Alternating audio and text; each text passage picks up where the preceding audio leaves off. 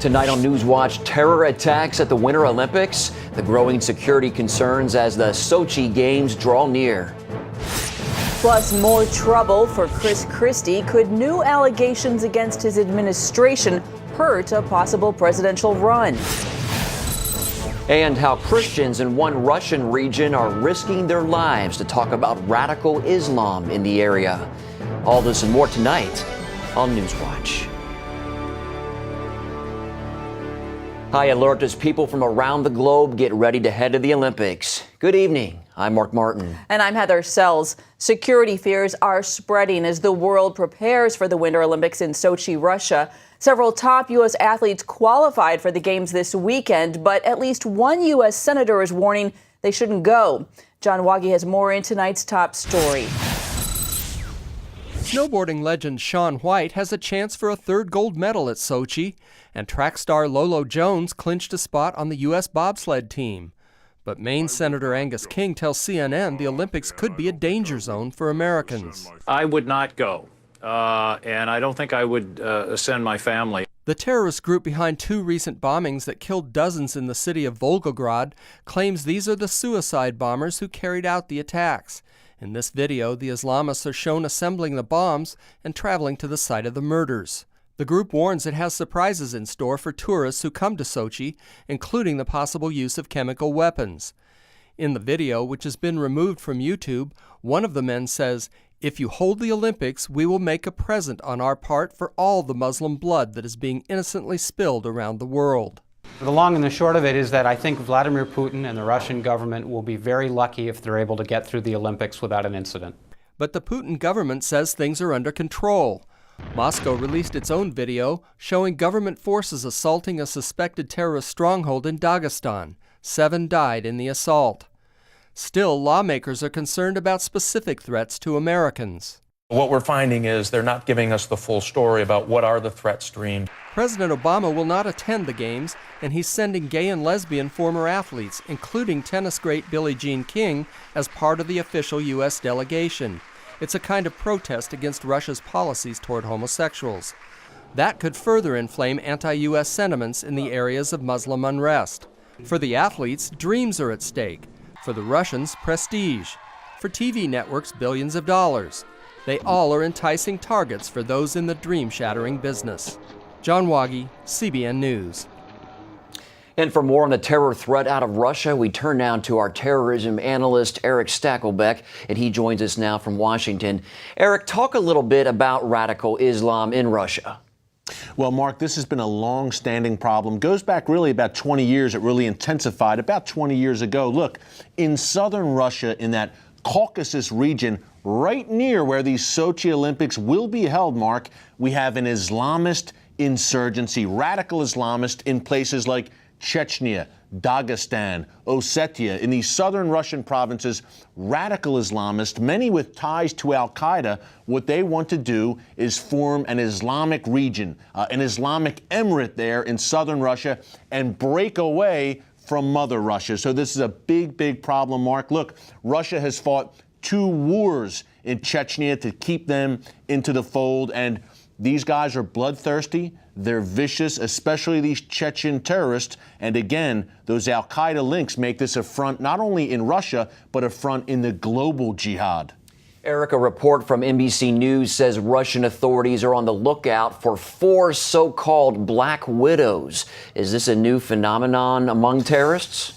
No, Mark, it's not among especially those Chechen terrorists, which I discussed in southern Russia. Basically, Mark, with these black widows, what they are is they are women. They are the wives of terrorists who have been killed by Russian security services. So they want to avenge the memories of their dead husbands. That's what we have with this black widow phenomenon, especially coming out of Chechnya. We've seen several instances of this over the past few years, Mark. Very deadly attacks with these female suicide bombers. Look, many times on a train, on a bus, you're probably not looking for women to be a suicide bomber, and that's one of the advantages of these black widows. And by the way, according to reports, Mark, right now, one of those black widows is on the loose in Sochi, Russia, the site of the Olympics, and Russian authorities are looking for her.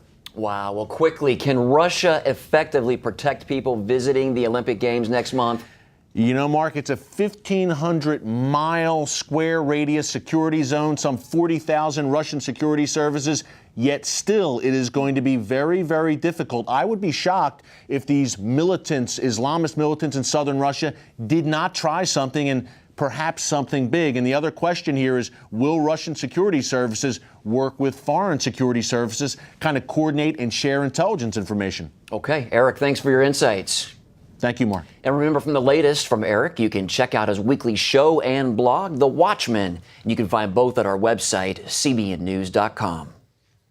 In other news, the U.S. will start easing sanctions on Iran. The announcement came today after the Iranian regime halted the most controversial part of its uranium enrichment program. Uranium is no longer being enriched to a level that can be used in nuclear bombs. Iran made the key change with international inspectors looking on. As a result, the U.S. and the European Union will suspend economic sanctions on Tehran. Now, that should help strengthen Iran's crippled economy. The regime also agreed to open its nuclear program to greater United Nations inspections. It's another step towards complying with a nuclear deal made with the West. And meanwhile, the United Nations is reconsidering Iran's participation in this week's Syrian peace talks. The UN invited Iran Sunday, saying the country had accepted the talks, would focus on creating a transitional Syrian government apart from Bashar Assad. However, Iran is a longtime supporter of the Assad regime and says it has not accepted those UN terms. Syrian opposition groups say they won't participate in peace talks unless the UN cancels the invitation or Iran agrees to back negotiations on a transitional government. The UN is considering its options. For the moment, let me just appeal again for all involved to keep the needs of the Syrian people foremost in mind. The United States says the UN invitation must be revoked if Iran does not fully and publicly endorse the formation of a transitional government. Kenneth Bae is appealing to the U.S. government to secure his release. The Korean-American missionary spoke today to media in North Korea. Bae is a Christian and a former tour guide operator in North Korea. He's serving 15 years of hard labor for what North Korea calls crimes against its state. Bae told reporters he committed anti-government acts and apologized. He said he could be freed if the North Korean and U.S. governments work together. Analysts say North Korea probably coached Bae and only allowed him to speak because the country's leaders want the U.S. to provide foreign aid to boost their struggling economy. Congressional leaders have some reservations about President Obama's plan to reform the government's surveillance programs. The president says the National Security Agency should no longer store the phone records of ordinary Americans. But California Democratic Senator Dianne Feinstein says that could be a problem because the government may need that information very quickly to fight a terrorist threat. And Vermont Democratic Senator Patrick Leahy says members of both parties don't want the government to be able to reach into everyone's private life. He says government should not control the people. Instead, people should control the government. Here at home, New Jersey Governor Chris Christie is facing new charges against his administration, this time from the mayor of Hoboken. She claims Christie's administration tied up Superstorm Sandy recovery funds. Charlene Israel reports. Hoboken Mayor Dawn Zimmer says Governor Christie's team informed her the city would not get Superstorm Sandy recovery funds unless she agreed to support a commercial development project backed by the governor. The message, she says, was delivered by Lieutenant Governor Kim Guadagno. She came, Lieutenant Governor pulled me aside, and she said, essentially, you got to move forward with the Rockefeller project. This project is really important to the governor. And she said that she had been with him on Friday night and that this was a direct message from the governor. But Guadagno denies the accusations. Any suggestion that Sandy funds were tied to the approval of any project in New Jersey is completely false. Guadagno says the allegations will not stand up when all the facts are examined. Christie's office says Hoboken was approved for $70 million worth of recovery and rebuilding funds. But Zimmer claims her city has only received $342,000 out of $100 million requested. Christie supporters say Democrats are on a crusade to destroy the possible presidential candidate. Clearly, this is a very, very well orchestrated Democratic kind of organizational effort to try to hurt Governor Christie. Zimmer says the George Washington Bridge scandal caused her to break her silence, and she is willing to testify under oath. The Hoboken mayor has already met with federal investigators. Charlene Israel, CBN News. Coming up, how CBN is working to build homes for those hit hardest by Typhoon Haiyan.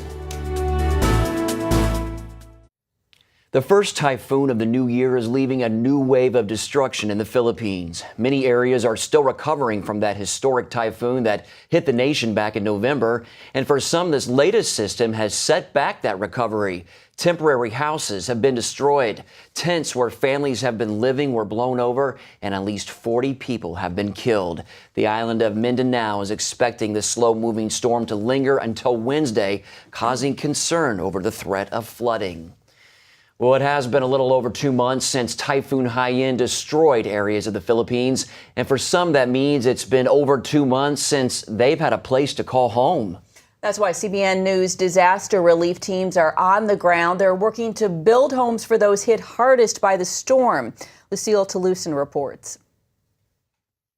At the height of Super Typhoon Haiyan, Marina, her children, and others ran to the parish church in their village for safety. It proved to be a bad decision as the storm surge and winds knocked down the building, killing 18, including her sister. It's a miracle my children and I were able to rush out of the door before it got stuck, trapping the people inside the church. But when we got here, our house was totally swept away and all our belongings are gone. Janice broke into tears as she recalled trying to save her mom and her 8-year-old brother. I went back to the church and looked for Mama. The concrete wall pinned them down and hit their heads. Janice's father, Segundo, regrets not being home when Haiyan struck. I have not seen my family for 1 year because I work in Manila.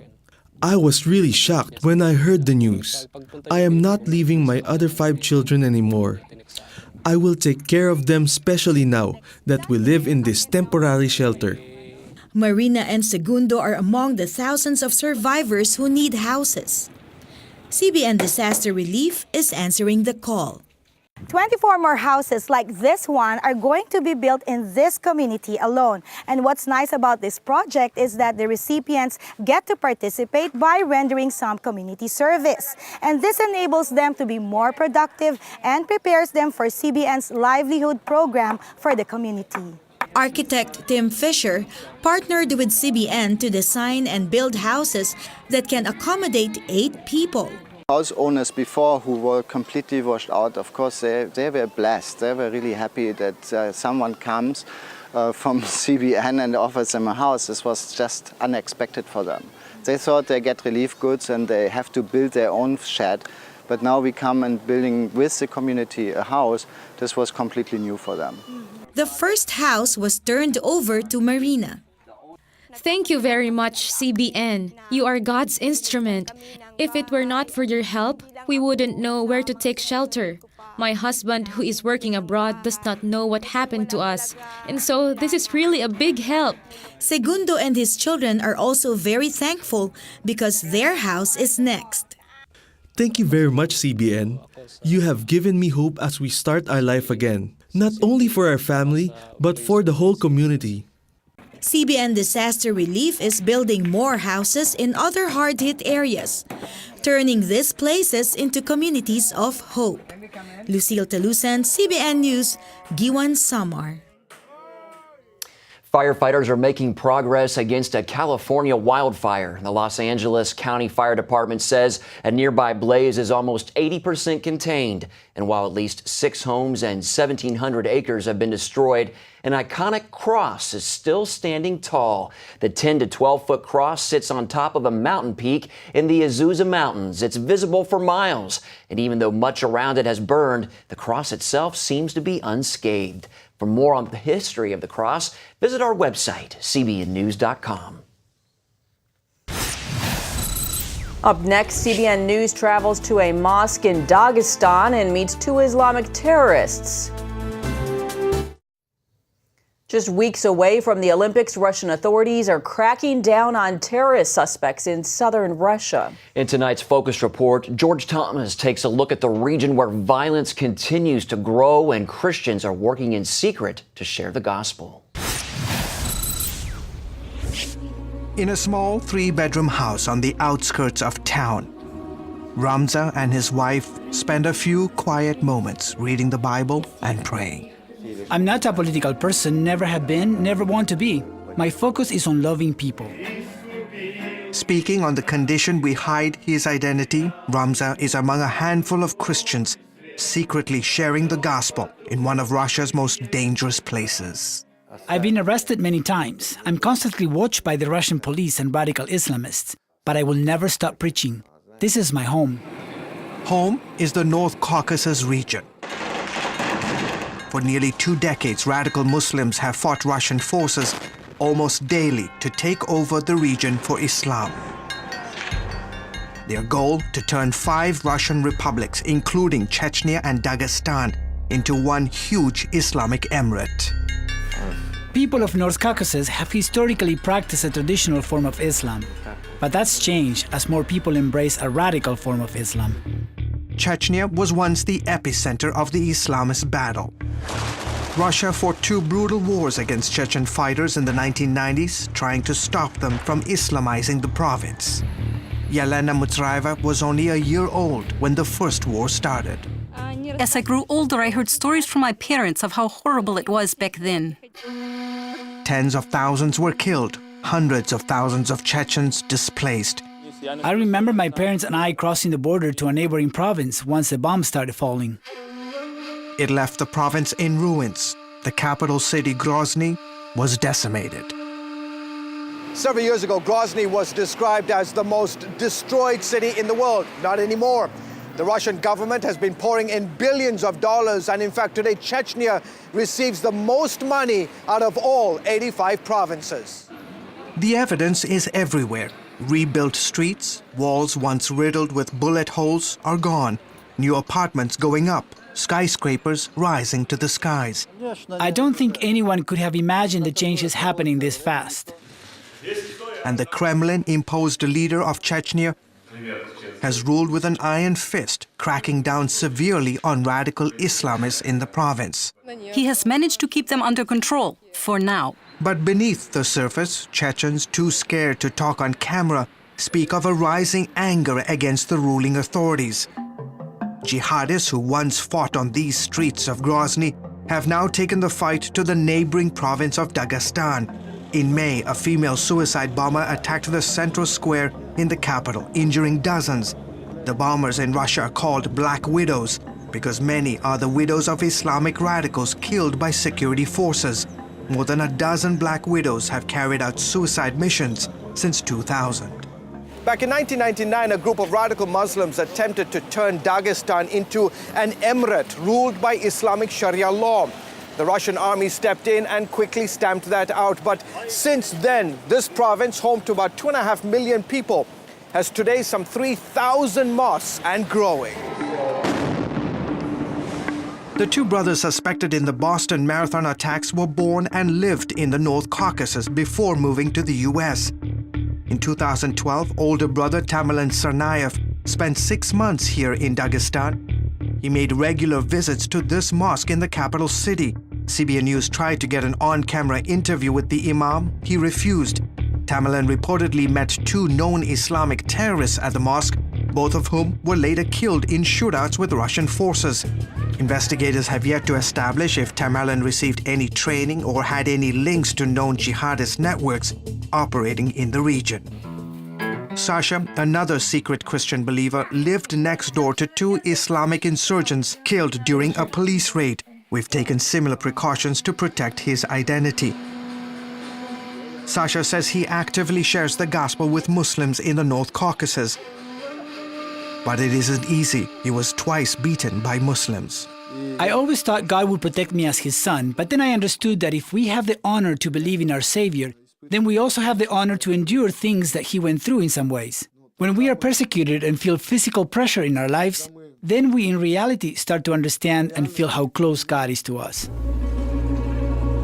The provinces of the North Caucasus are one of the least evangelized places on earth. The rising Islamic fervor has prevented many Russians from even visiting the region. But for Ramza, Sasha, and other believers who work quietly in the shadows, it's a risk worth taking to make the name of Christ known. Only Jesus can change lives and bring the hope people are looking for. George Thomas, CBN News, Makhachkala, Dagestan. Some 20,000 students flooded Atlanta's Phillips Arena this weekend for the annual Passion Conference. And they did not come empty-handed. They packed trucks with towels and socks to be distributed to the city's homeless. Pastor Louis Giglio began the conference back in 1997. Its mission is to give college students a chance to unite, to glorify God, and to seek justice for those who have no voice. At this time of our life, we're all just searching for something. We're just wanting identity, purpose, love. And I feel like when we come here, we realize that we can find that. We can find that in Jesus. Passion simply means to me Jesus, and I'll tell you why. It's just simply college students coming from all over the world with different walks of life, just coming for one common goal, and that's just Jesus. Oh, it's awesome. Well, Christian artist Chris Tomlin, Hillsong United, and Christian Stanfield led the students in powerful worship. It's great to see the next generation stepping up and evangelizing and helping out those in need. I'm guessing they collected a lot of socks. Yeah, I would say so. Yeah. We'll have to hear about the count. That's all for this edition of NewsWatch. Remember, you can email us your comments and questions at newswatch@cbn.com. Be sure to log on to do that. Hope you'll join us next time, and have a great night.